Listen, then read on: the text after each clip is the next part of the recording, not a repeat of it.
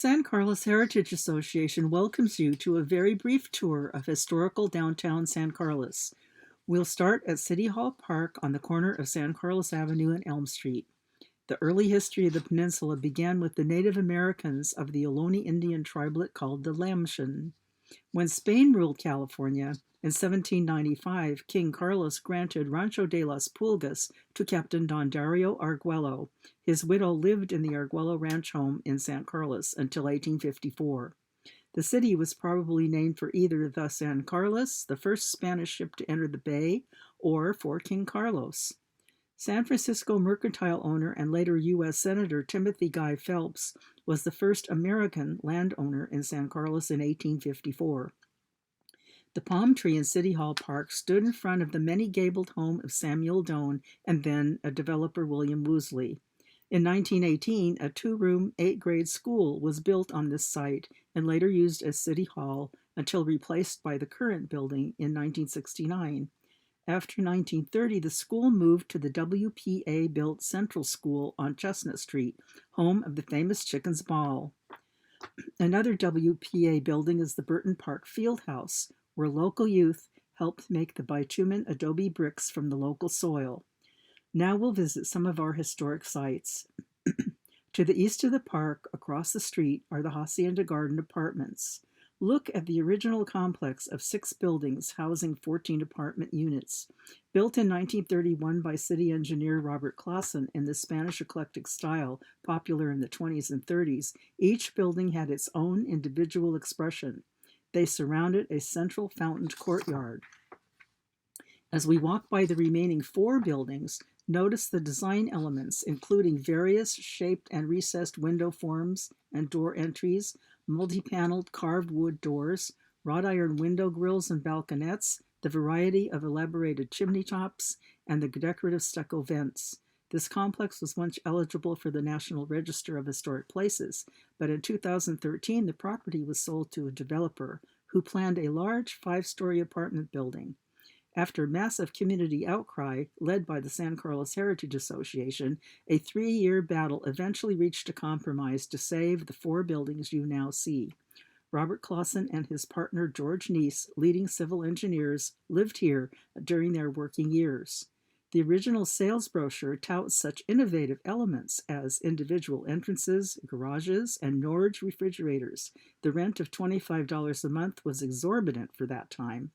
These interior photos show one of the bathrooms and built-in bookcases and some of the interior touches with beam ceilings and wrought iron wall sconces. Retrace your steps and walk on the path between the 2 smaller buildings. The wrought iron gate and arch are original to the complex. Go through the gate, close it behind you, and stand by the fountain. This fountain once stood in the middle of a larger courtyard and was supplied by its own well. The developer saved it and moved it, maintaining alignment with the walkways from the streets. Now head west to Elm, then south to visit 3 nearby buildings. At the corner of Elm and Cherry is the Zay House. Captain George Zay was master of the steamship H.F. Alexander, the fastest coastwise vessel in the world at that time. In 1918, he built this symmetrical Dutch colonial revival home for his family in the country, where the warm air helped his young son Carl with bronchitis. Note the gambrel roof with the clipped gable ends, the full-width hip dormer, and the enclosed porch. On Walnut Street, half a block south of Cherry, is Casa de Flores. Built in 1929, the First Catholic Church served San Carlos and Belmont. Notice the slightly recessed entry under the shaped arch, tiled stairway, and wrought iron handrails. With the expanding congregation, the building was sold to the San Carlos Civic Garden Club for the Casa de Flores and can be rented from them for events. Retrace your steps to see the original bell tower in the rear. On the corner of Walnut and Cherry is the Haydock House. Clarence Haydock, a machinist for the Southern Pacific Railroad, built this house in 1907-08 from a design selected by his wife from the Ladies' Home Journal. It is an early example of a pattern book craftsman-style owner-built bungalow built when Cherry Street was still unpaved. The house is 1.5 stories, wood frame, with a windowed front gable and the long-shaped eave boards typical of the craftsman style. Note the porch columns, angled bays, and the craftsman-style windows. The side bay and upper dormer are visible from the corner. Continue east on Cherry Street to El Camino, turn left and walk to the Carlos Club. City fathers likely gathered here at Tate's or Mrs. Tate's tea room in the 20s. Rebuilt in post-war 1947, the Carlos Club facade is an excellent late example of the Art Moderne style of commercial architecture, including speed lines, large glass portholes, a green Carrara glass facade, and the well-designed neon sign that gives its unique visual character. Note the glass brick window in the entry, the veneered flagstone piers supporting the coping with the speed lines. According to the Art Deco Society of America, the Carlos Club is one of the very few Carrara glass and neon facades left in the Bay Area. Other Art Deco buildings in San Carlos include Nielsen's gas station on El Camino and J&M Hobby House on South Laurel Street. Nathaniel Britton, son of a local hardware dealer and a very colorful character, was president of the Bohemian Club of San Francisco. He granted the right-of-way through his property for the San Francisco to San Jose Railway, with a stipulation that a station be built in San Carlos and a station agent and telegraph office be permanently maintained. Near his home on Pine Street, Britton built an octagonal hunting lodge used as a party house, now listed on the National Register of Historic Places. As we walk to the train depot, imagine San Carlos at the turn of the century. North, the Hull Brickyard supplied bricks to rebuild the Palace Hotel after the '06 earthquake, and also to build San Quentin and Fort Point. East was the San Carlos Flying Field, the San Carlos Feed and Fuel, and the San Francisco Speedway. Later, the electronics industry flourished where those Japanese once grew chrysanthemums. South, the C.C. Moore Seed Company raised sweet peas in fields. The station was built in 1888 with the same sandstone from the Almaden Quarry being used at Stanford. This rare example of the Richardsonian Romanesque style in California was probably designed by architect Charles A. Coolidge. The separate baggage room and the depot are joined by a covered breezeway. The two-story tower on the track side held the station operator with a tiny living space upstairs. On the tower to the north, see the sign giving the miles to San Francisco and San Jose.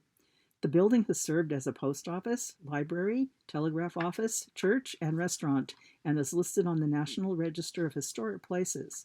Look up to see the slate-covered roof and the sawn redwood cresting and sheet metal finials. A portico for the carriage trade once extended on the west side. Note the horse in this old photo. Across El Camino is the Drake Building, built in 1929 as offices for Fred Drake, known as the father of San Carlos. Drake was hired in 1917 by the Mercantile Trust Company to develop and promote 100 acres of foreclosed real estate. Drake replaced the water line running from a spring in Pullis Creek with water from a reservoir, and his San Carlos Water Company used resources of the larger Spring Valley Water Company. He installed gas, electricity, initiated a school district, improved and paved the streets, and helped set elections to establish fire, lighting, and sanitary districts. Finally, the town began to grow, and the Spanish, Tudor, and bungalow-style cottages on the tree streets south of San Carlos Avenue reflect the architecture popular in the 20s and 30s. The city was incorporated in 1925 with Drake's motto of the City of Good Living. Drake described his new building as from the Mediterranean Alhambra Alcazar of the Moorish kings at Granada, Spain. The Spanish eclectic style features decorative tiles and plasterwork, rough textured stucco walls, wrought iron grills and balconies, open loggias, and a tile roof. Notice the square corner tower and the cupola with open arches, where you will find Drake's plaster coat of arms with a D in the middle of the oval. The building is eligible for listing on the National Register of Historic Places. Walk west on San Carlos Avenue and north on Laurel Street to the museum. Formed in 1923, the San Carlos Volunteer Fire Department families held enough fundraising card parties and dinners to build a firehouse the same year. The one-story concrete block building housing the Museum of San Carlos History is a reconstruction of that firehouse. Notice the bricks surrounding the arch, the spoked wheel window, and the large multi-pane doors replicating the original firehouse. When it's open, visit the museum where docents from the San Carlos villagers will be your guides. The large firehouse next door was constructed in 1995 on the site of a 1940 firehouse in the Monterey substyle of Spanish eclectic architecture. To reuse and rewire the original lamps, they located the electrician who had done the installation in 1940. One block west on the corner of Walnut and Holly Streets is the McDonald House, built in 1914 by horticulturist Andrew McDonald. He came here to grow flowers for the San Mateo County's kiosk in the California building at the San Francisco Panama Pacific Exposition in 1915. The craftsman style, popular in the early 1900s in California, uses large porches and balconies to integrate interior and exterior spaces. The low-pitched gabled roof, projecting eaves, exposed rafter tails, extended beams and brackets, the wraparound porch with battered brick piers, and the split wood shingle siding make the building eligible for listing on the California Register of Historic Places for its design and construction. The home was moved in 1927 from its original location on the southwest corner of San Carlos Avenue and Laurel Streets. From about 800 people at its incorporation, 3,500 in the 1940 census, most of the growth in San Carlos occurred after World War II. Now over 30,000 people live in the city of good living. The San Carlos Heritage Association hopes you've enjoyed the brief tour and learned something new. In the future, join us for the full tour, where you'll hear many more colorful stories along the way.